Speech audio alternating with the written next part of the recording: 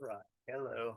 Welcome or welcome back. This is either the first or second of these two orientation videos you're watching.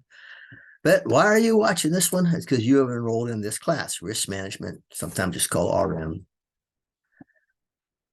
So this is a specific orientation, which covers things that apply to this specific course, risk management. You've already watched the video general orientation, spring 2024, which covers both classes and kind of just how things are handled in general. Be sure to watch both. Don't call me with questions if you haven't watched both of them, because I'll know. The book is Risk Management Tools for Safety Professionals by Bruce K. Lyon and George Popov. That's what that looks like right there. You can see it there. This background does funny things to the trying to see stuff in there. Anyhow, you can get it from the American Society of Safety Professionals, ASSP, at the bookstore and probably on Amazon or anywhere else. You guys probably know way more about how to get textbooks cheap than I do. So, again, I'm from the general orientation. I'm Mr. Puel, your instructor. You can find out more about me by watching my video, How I Became a Safety Professional and my OSHA experience. It covers a lot of good stuff, my many on-the-job accidents and encounters with OSHA. It's available in all classes, so if you viewed it once, you don't have to view it again, unless, of course, you enjoyed it so much. Be sure to view it at least once. There's a lot of good stuff in it. I don't have office hours at CISC, but I'm readily available by phone, text at 918-839-6990, a number you will find all over the place, or email me at rwpuel@carlalbert.edu. I can come to the Poto campus to meet with you if need be, or maybe we can meet off-site somewhere. I've done that before, too. About this class, it's a great course for safety professionals. Although if you search risk management, most of the hits will be about money and our banks or other financial institutions. But this book is aimed directly at safety professionals. When I first found out I was going to be teaching risk management, I Googled it or whatever. I found books about it. And this one got really great recommendations about risk management. So I bought it. It was about yay thick, and it was all about financial risk management. So you got to be careful when you say risk management that you're talking about this for safety professionals. A lot of verbiage and concepts in this course will not be dealt with in other classes.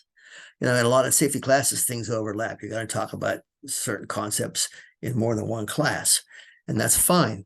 But a lot of stuff in this course is not going to be dealt with anywhere else.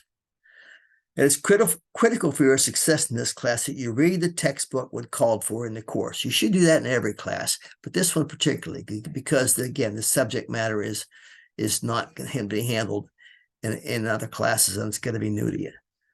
Module 1 is just a short introduction and a discussion board for you to introduce yourself to me and the rest of the class. And there's a short 10-question quiz just to see if you're paying attention. And then we're going to go over the risk matrix, the hierarchy of controls, which you'll see that in a lot of my classes. And they're very important, though. And then after looking at risks around us, we'll get to the textbook in Module 4. And we'll cover that in Module 4 through 12. And then there's several case studies in Module 13 and 14, which are very interesting.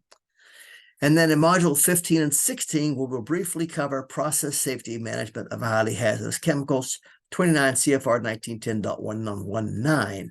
This standard is included, a copy of the standard in Module 0. And of course, it can be found online along with any other OSHA regulations. But I just thought I'd save you the trouble. It's not very long. It's one of those performance standards. They tell you what has to be done, and you got to figure out how to do it. So I was introduced to process safety management about a week after I started working at OK Foods in 2007. And I found it very interesting. And although it pertains to highly hazardous chemicals, a lot of the concepts in it can and should be used in other safety situations. What happened is I was there for, 1 or 2 weeks, and we got a notice from the EPA that they were going to inspect our process safety management program. Well, somebody wrote a process safety management book and stuck it up about 10 pages, and it was horribly done, and stuck it up on a shelf and said, yeah, we got one. We didn't. So we hired a consultant. I didn't. The plant did. They did, this guy, and he came in, and for 2 weeks we sat in the conference room at the Hebner plant for 10 hours or 12 hours a day, and we went through this whole thing from start to finish, and it was a lot of work. But we got through it. When we got the We did okay on the inspection. It wasn't perfect, but we did okay on it. And then I formed a corporate process safety management committee, and we met and we hashed out a corporate process safety manual. And that's how we got process safety manual introduced in OK Foods. It was an interesting project to be involved in.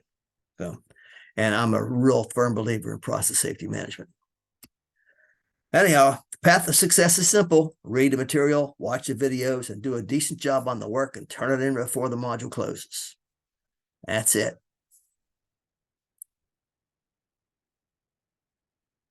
All right. See you in the next video.